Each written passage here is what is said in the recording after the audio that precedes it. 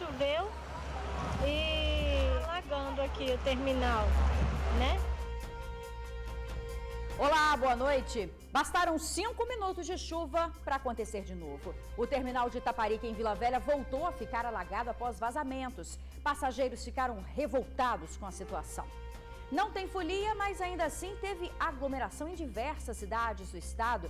Em Marataízes, a polícia usou bala de borracha para dispersar a multidão. E em Guarapari, a festa acabou em pancadaria. E você vai ver ainda o sucesso de uma artista capixaba. Ela contou a história da evolução das espécies em granito, tudo esculpido à mão.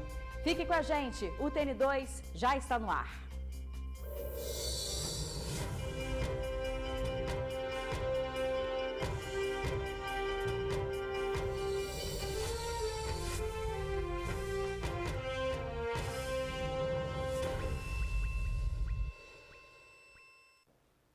Começou a chover forte agora há pouco e o problema no terminal de Itaparica, em Vila Velha, voltou a acontecer, o vazamento nas pilastras. O repórter Yuri Demuné está no terminal ao vivo neste momento, não é isso, Yuri? Boa noite, como é que está a situação? Nossa Senhora, já estou vendo, está tudo alagado, né, Yuri?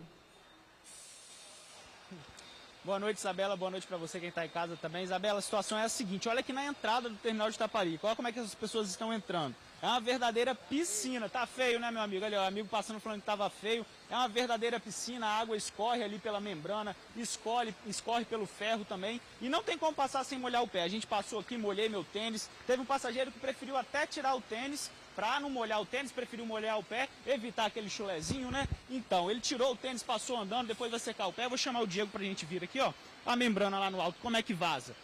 No meio do terminal, pingando pra caramba, pingando bastante, a poça é grande, os passageiros que descem aqui uma área de desembarque têm que desviar dessa poça justamente porque já ocupa metade aqui dessa parte aqui de desembarque do terminal. Vou chamar o Diego para a gente vir mais andando para mostrar a situação realmente das pilastras, Isabela. O principal problema é com as pilastras. Depois desse ônibus aqui tem uma pilastra que é uma verdadeira cachoeira. Vem cá, Diego, vamos mais um pouquinho. Os passageiros estão descendo aqui pelo terminal de Itaparica. O movimento hoje não é aquele movimento grande, porque é feriado, né? Uma véspera de feriado de carnaval.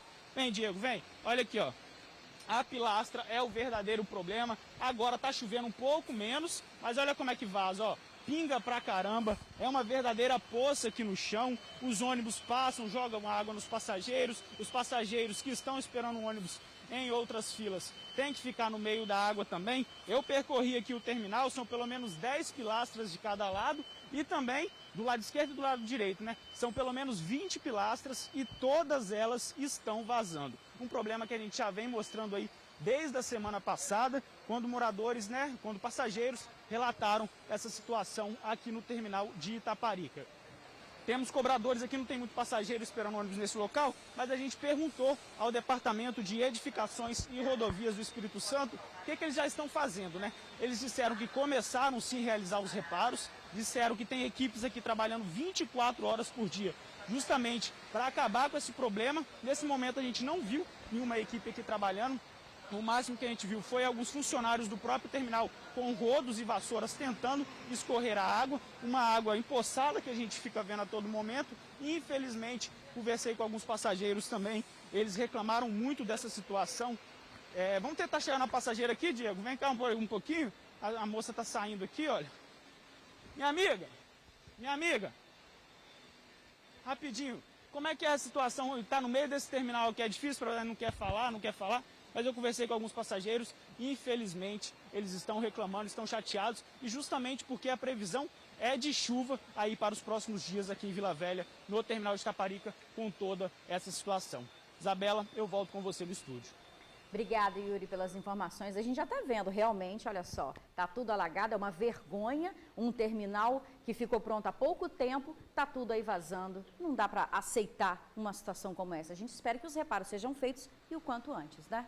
Olha, gente, já está chovendo forte também em Viana. Olha só essas imagens feitas agora há pouco na BR-262, ali na região do Rio Jucu. A pista começa a ficar alagada e a força da água chama a atenção dos condutores que estão passando ali pelo trecho. No bairro Nova Betânia, a gente percebe que já tem alguns pontos de alagamento e o motorista, atenção, hein, precisa seguir com cuidado. A previsão é de que a semana deve ser de chuva. Um alerta está valendo para 15 cidades das regiões Sul e Caparaó também. Vamos mudar de assunto, que prestou depoimento hoje o policial que faz a segurança do senador capixaba Marcos Duval.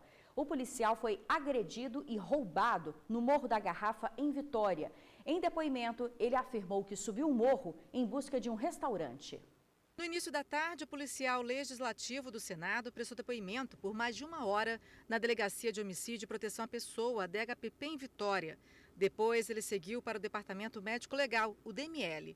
O policial estava com ferimentos na testa e atrás da cabeça. Eu conversei com o policial ali na recepção do DML. Ele preferiu não gravar a entrevista, disse que não tem autorização, mas conversou comigo. Falou que está hospedado em um hotel na Praia do Suá, não conhecia o bairro, foi até o bar para lanchar. Conheceu uma pessoa que convidou ele para ir até um restaurante que fica na parte de cima do bairro e confirmou que não tinha perigo algum. Ele foi então com essa pessoa ao restaurante. Lá, um grupo descobriu que ele era policial e, inclusive, estava armado. Foi quando as agressões começaram.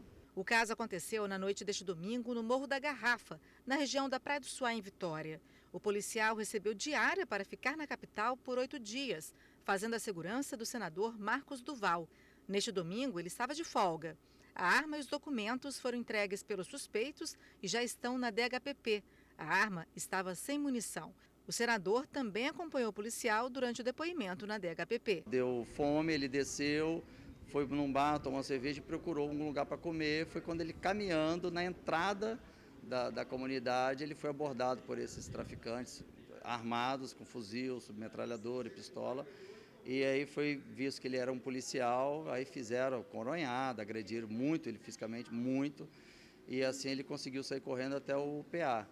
Então era só, no depoimento ele deixou claro isso, que ele não estava no baile do Mandela, ele não estava lá em cima na comunidade, ele estava apenas lá embaixo. O policial de 37 anos disse que em 2006 trabalhou como policial penal federal e em 2014 passou no concurso da Polícia Legislativa do Senado Federal. O cargo é para oferecer segurança ao Senado em Brasília. A função pode ser exercida no setor administrativo ou na segurança pessoal dos senadores. Ele já faz esse trabalho junto à Polícia do Senado já há alguns anos.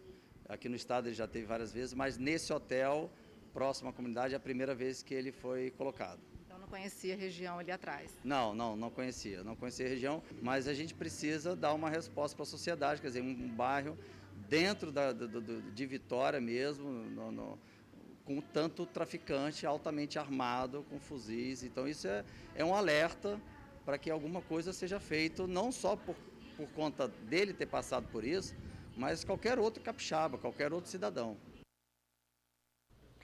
A Polícia Civil disse que o caso foi registrado inicialmente como tentativa de latrocínio, mas continua sendo investigado. E o senador Marcos Duval pediu ao governo do estado reforço na segurança pessoal durante a permanência aqui no estado.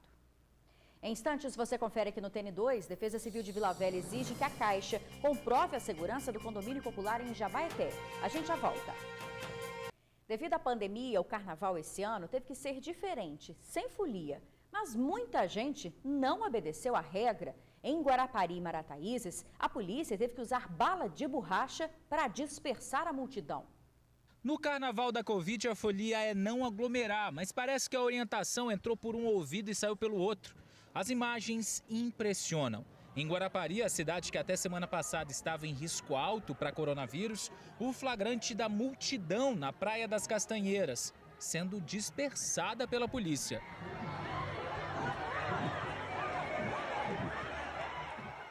A mesma cena à vista da praia. Dá para ter uma noção do quanto de gente tinha no local. Tiro de borracha mesmo. Até pancadaria foi flagrada durante o final de semana na Cidade de Saúde. Um verdadeiro caos. Mas não termina por aí.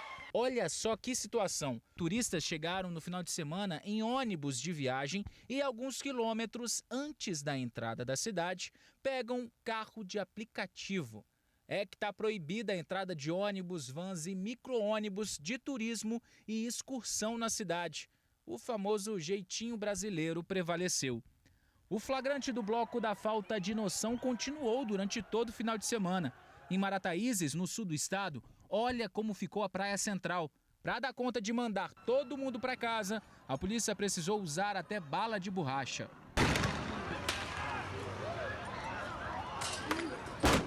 De volta à Grande Vitória, na Barra do Jucu, em Vila Velha, o baile rolou solto na pracinha. A prefeitura informou que cerca de 500 pessoas participaram da festa clandestina que foi interrompida.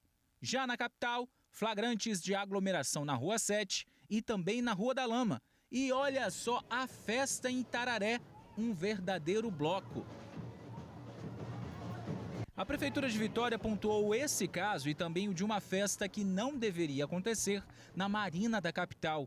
Nesses dois casos, a Prefeitura, a Fiscalização e o Comitê Integrado do Covid atuou dispersando essa aglomeração sem que causasse tantos transtornos. O motivo todo mundo já sabe, mas vale a pena ressaltar ou até mesmo fazer você lembrar. Não tem como carnaval com pandemia. Além disso, a nova cepa que foi identificada em Manaus já chegou aqui no Espírito Santo.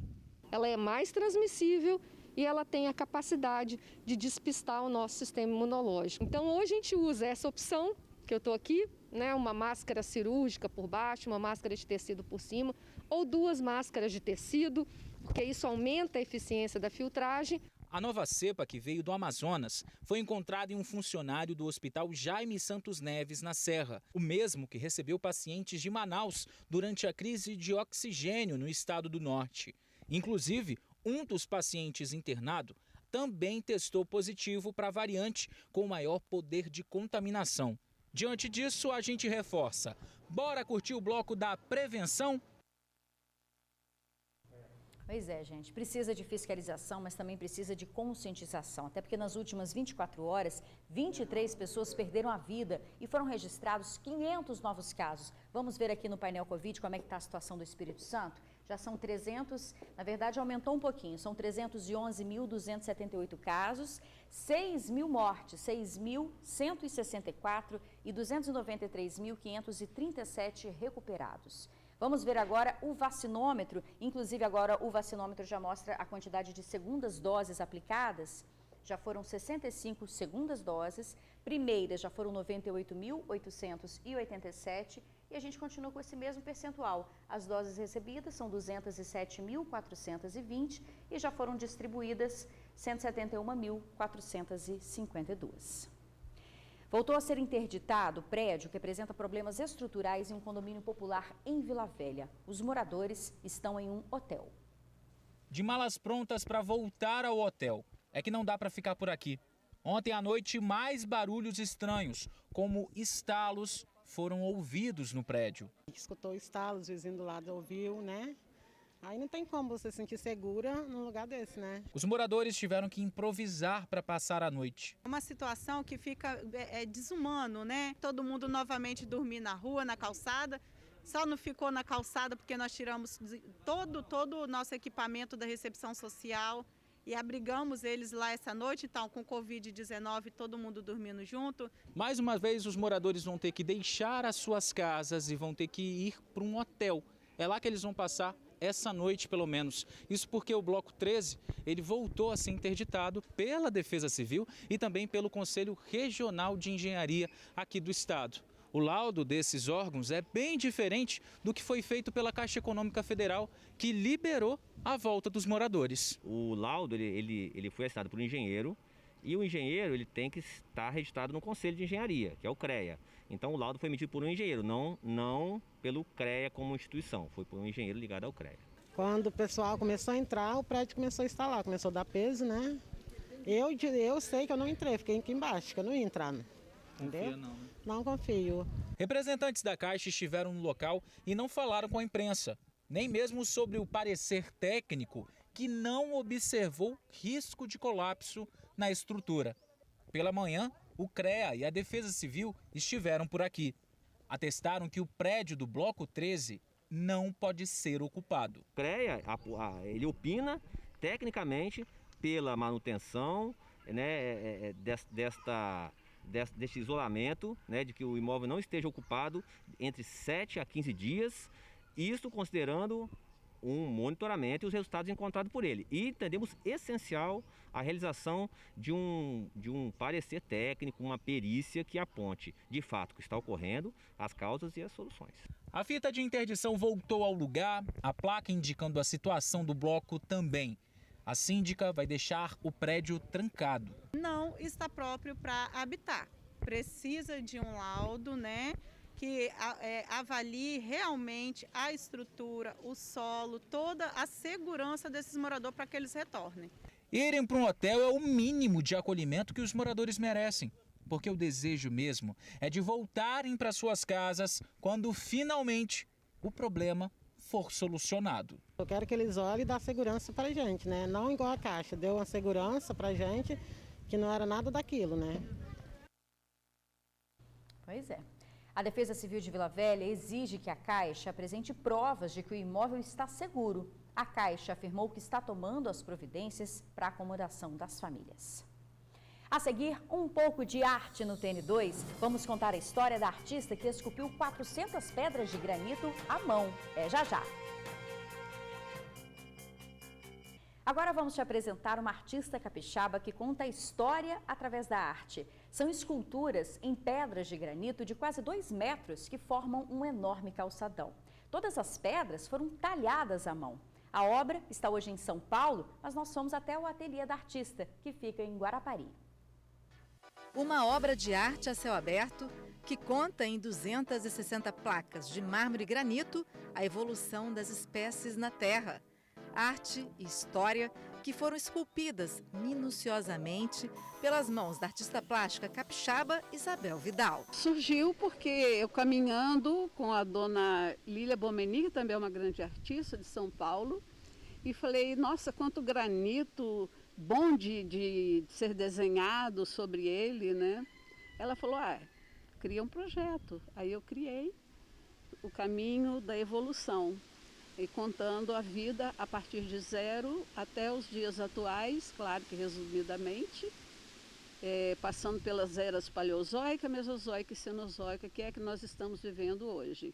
Aí começando com uma célula e terminando com os índios nos representando. Foram usadas 400 placas de pedras, vindas de Cachoeiro de Itapemirim, sul do Espírito Santo, para Guarapari, onde a artista reside. Isabel levou 5 anos para concluir este trabalho. As 400 peças estavam expostas aqui em Guarapari, em 3 praias, onde, a princípio, seria construído um resort. Mas o espaço foi vendido e hoje é um condomínio fechado. Então, a artista recebeu um convite de um museu municipal, de um parque municipal em São Paulo. E as peças foram levadas para lá. Das 400, mais de 100 acabaram quebrando. Foi preciso 30 carretas para transportar essa arte para São Paulo. A obra está exposta no Parque Oriental de Ribeirão Pires, em São Paulo, que fica a 40 quilômetros da capital paulista. São 500 metros de extensão de calçada que mostra as etapas do mundo. Tudo isso em meio à natureza.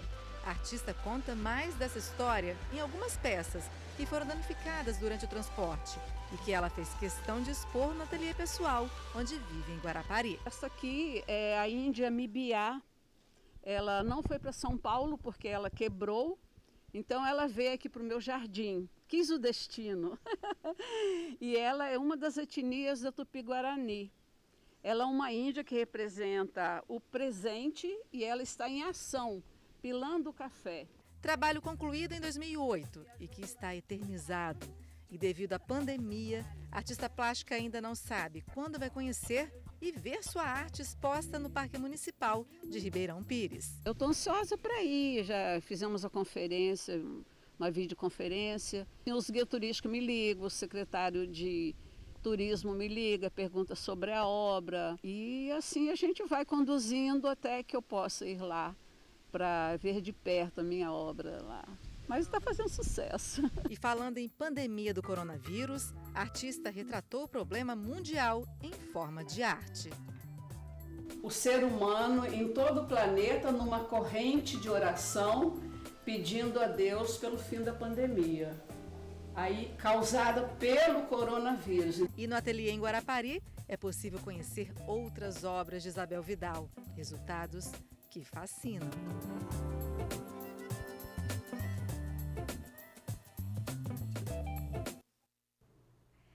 pode acompanhar um pouco mais o trabalho da artista pelo Instagram, @isabel.vidal. É Isabel com Z e Vidal com 2 L. Você deve estar percebendo aí uma semelhança no nome, não é coincidência, não. Essa grande artista é minha mãe, viu, gente? Muito orgulho de mostrar esse trabalho dela para vocês, viu? A gente encerra o TN2 de hoje. Boa noite para você e até amanhã.